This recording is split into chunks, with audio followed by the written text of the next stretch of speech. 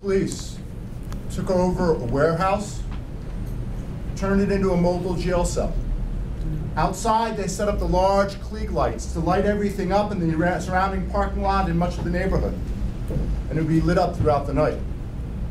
Then, approximately 200 fully uniformed, fully armed officers were sent out to the surrounding neighborhood, some on foot and some of them in patrol cars. They didn't go knocking door to door. Rather, they were looking for people who fit a certain profile. The officers started pulling over drivers of a car who fit the profile for the most minor infractions. Failed to use a blinker when you switch lanes. Papers, please. And when the individual failed to produce the appropriate papers, they were escorted by the armed officers to the temporary jail. Your windshield is cracked. Papers, please. Your taillight is cracked. Papers, please. You were jaywalking. Papers, please. There's plenty of media to watch this special operation, to watch the mothers and the children led to the mobile jail surrounded by the heavily armed officers. The scene conjures up scenes in all of our minds. But sadly, this scene took place in Maricopa County, under the watchful eye and leadership of Sheriff Joe Arpaio and his officers. His crime suites. We all heard these stories. The profile they were looking for was anybody who was Latino American or Latino. The day after the sheriff's crime sweep, this one was Easter. But yet the churches were empty because people were afraid to go to church, afraid that they'd be picked up by the sheriff and his men. Another community activist, Joe Rubio of Valley Interfaith, I don't know if many of you know of Valley Interfaith, shared with me a conversation he had with the residents of another neighborhood, teachers and students. One teacher said to her class, "I can't wait to go home. It's a beautiful day. I'm really looking forward to taking a walk after school." The students turned to her and said, "Where do you live that you can take a walk?" Students weren't afraid of drug dealers or drive-by shooters. They were afraid of the sheriff, his officers. Another teacher describes how the kids line up after school to call home at the end of the day. "Why are you waiting to use the phone?" the teacher asked. "Your moms and dads all know you're on your way home. You come home at this time every day." We're calling to make sure it's safe for us to come home. The sheriff and his officers are grateful. As people of faith, as a nation, we need to ask ourselves, do we really want a large segment of our community being intimidated and fearful? Do we really want a community that is pushed underground? Do we want a community that is afraid to go to church on their holiest days? And while the sheriff might have the legal right to do what he did, as people of faith, we have to ask the much more important question. Does he have the moral right to do it? And while this scene occurred in Arizona, and I witnessed it time after time, to my knowledge, it hasn't happened quite the same way yet here in California, but I'm sure it's happening in many other states where recently they've passed oppressive immigration reform measures. Today, I speak to you as a rabbi and as a Jew. And I think I can say with some confidence, I'm not 100% sure of this, that my people have immigrated more times than perhaps any other people on earth. We have moved from country to country and been expelled from country to country. As people, we know what it's like to be the stranger, the outcast. It's in our kishka, so to speak. But more than that, it's part of our foundational story. In just a few weeks, we as Jews all over the world will gather with our family and friends to celebrate Passover in our homes. As people of faith, you know the story well.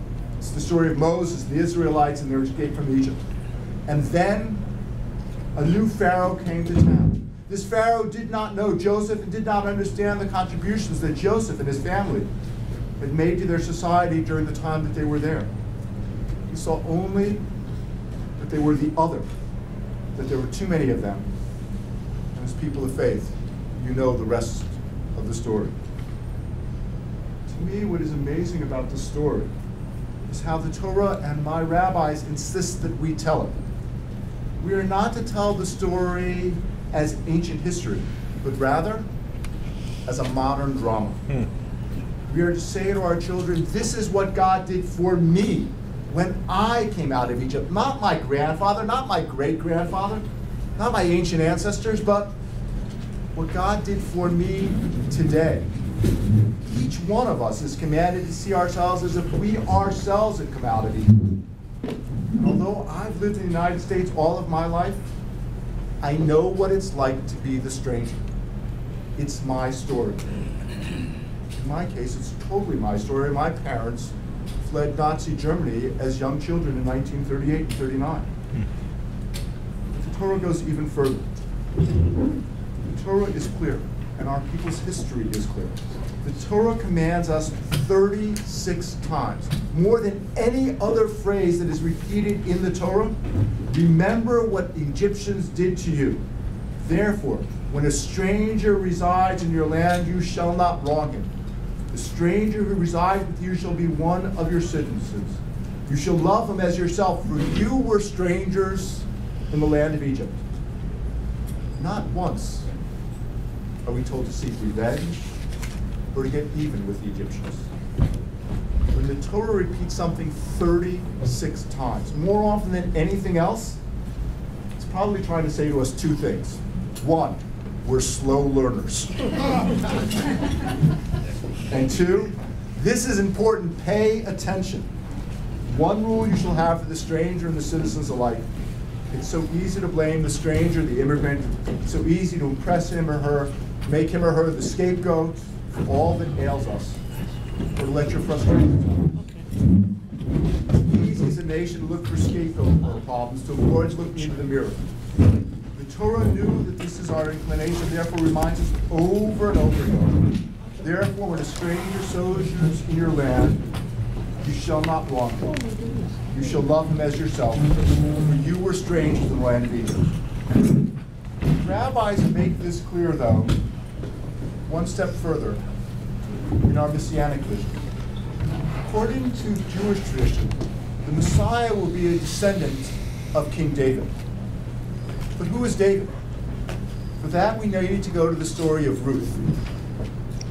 The story of Ruth is the beautiful story of an immigrant who has no one to care for him. She's the ultimate outsider in the biblical world. She's a Moabite who, in theory, they are never to intermarry with the Israelites. But yet she comes to the land of Israel, she acculturates, but perhaps is never fully accepted. She falls in love with Boaz, a fellow outsider. But many of you forgot this part of the story. You see, Boaz is a descendant of Perez. And who is Perez? Perez, you will recall, is the child of the illicit sexual union between Judah and Tamar. King David is the grandson of Ruth, or the great-grandson of Ruth and Boaz. The great poet and military leader is a descendant of these two despised outsiders. But then perhaps comes the ultimate lesson. According to tradition, the Messiah is the descendant of King David. And so just remember, the immigrant that so many in our nation despise today, he or she might be the great-grandfather or great-grandmother of one of the greatest Americans yet to be.